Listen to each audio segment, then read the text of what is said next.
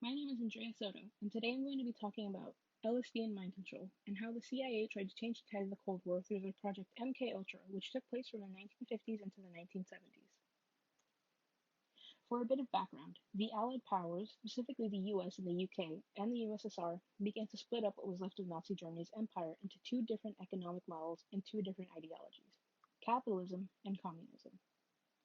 The US and the USSR had been uneasy allies during the war, with the US unwilling to forgive or forget how the USSR used to be on good terms with the Nazis.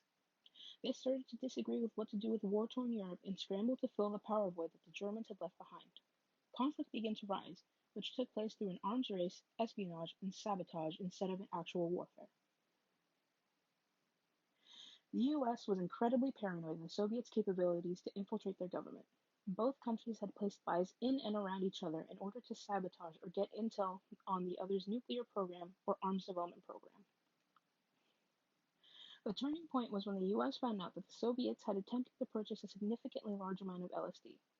Previous research had shown that LSD was a promising miracle drug of sorts where, if properly dosed, it could leave any human mind susceptible to manipulation.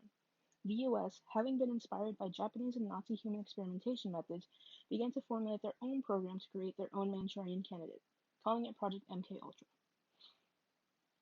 For those of you who don't know, Manchurian Candidate is a book written in the late 1950s about a man from the United States who's brainwashed by the Soviets into becoming a political assassin. Going back to being inspired by Nazi and Japanese experimentation, some records that hadn't been destroyed before the end of the war show that the Axis powers took the liberty of experimenting on prisoners of war or people deemed inferior to society. The Nazis experimented mainly on concentration camp prisoners, and the Japanese had an entire unit called Unit 732 dedicated to experimenting on prisoners of war. The same scientists that committed these atrocities were recruited by the US into helping with the arms race through Operation Paperclip. My thesis is the CIA's Project MKUltra was an attempt to master the ability to brainwash American soldiers and civilians into fighting the threat of communism. However, due to their unorthodox methods and their attempts to cover up the project, they lost the trust of the American public. Classified CIA memo on Project Artichoke, and it says, "Can we get control of an individual to the point where he will do our bidding against his will and even against the fundamental laws of nature, such as self-preservation?" This very quote was the central idea of Project MKUltra.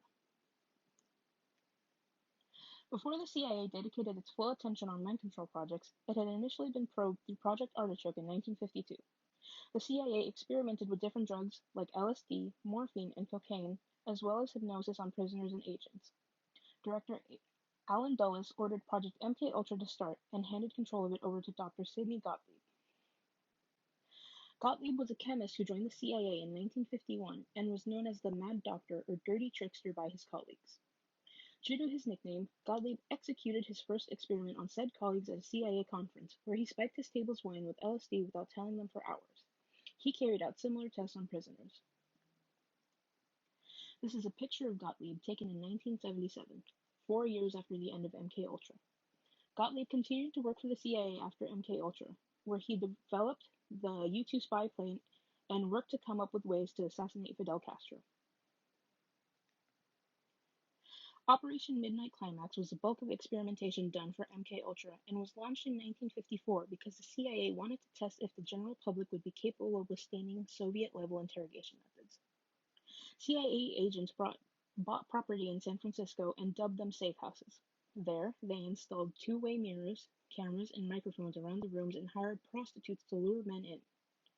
Agents watched behind the mirrors while the prostitutes slept with these men and instructed them to inject the men with LSD when they were at their most vulnerable.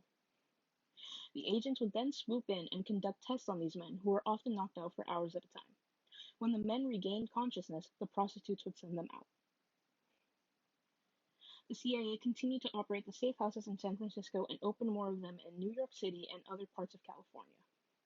They expanded on this by beginning to bribe hospitals and universities for access to patients and facilities, the most notable of which was Georgetown University, who gave the CIA access to all their patients in exchange for a $375,000 grant. MKUltra Subproject 68, which was launched in Allen Memorial Hospital in 1957 under Dr. Ewan Cameron. Patients hospitalized there were forced to undergo desensitization experiments. Padding would be placed around the head to cover the ears and eyes, and their hands were placed into long, padded tubes, essentially eliminating almost all senses, as seen in the picture. They were left in this condition for days at a time. Additionally, Cameron and his team would force them into drug-induced comas again for multiple days or weeks at a time, as well as subjecting them to electroshock therapy. All of these experiments were conducted without the consent or knowledge of the patients or their families. Cameron believed that this would lead to depatterning, where the subject's brain would no longer be able to remember basic tasks and functions, which would allow for anyone to come in and rebuild a person from scratch, stripping them of bodily autonomy and placing them at the will of whoever retrained them. This, to the CIA, was the ideal spy. Along these same lines came experiments having to do with psychic deconstruction. Psychic deconstruction is the idea that through enough traumatic experiences, like ridicule and humiliation, a person's perceptions on themselves and their values can be completely skewed or altered. The CIA and other intelligence/law enforcement agencies were heavily interested in this concept because it went hand in hand with interrogations that soldiers and spies would be subjected to if they were caught by the enemy. The CIA recruited Harvard professor Henry Murray to experiment with the concept of psychic reconstruction. He, in turn, recruited his undergraduate students for what he called a simple experiment. In reality, these experiments were cruel and traumatizing tests. Murray's students were initially instructed to write an essay that broke down their philosophies on life and come to a meeting where they would have a friendly debate with another student on their ideas. When they arrived to this meeting, students were instructed to sit in a chair directly underneath bright floodlights, where they were strapped down and had electrodes attached to their heads, chest, and arms.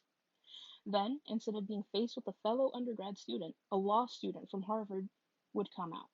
The law student was instructed by Murray to go to town on their ideals. They would humiliate the undergrad student by mocking and ridiculing their philosophies. At the end of the debate, the undergrad student would be forced to watch recordings of their humiliation over and over and over again. Students were also forced to go through mock interrogations that were similar to the time prisoners of war would be forced to go through. Murray's experiments lasted over 3 years, and his most prominent victim was Theodore Kaczynski, the Unabomber, and it was believed that Murray's experiments kick-started his descent into madness. The CIA found that LSD and other drugs did nothing to break down a person's psyche and that there was no conceivable way to control a person's mind. The CIA knew that if word of any of these experiments ever reached the public, they'd lose all credibility and legitimacy on the domestic and international level.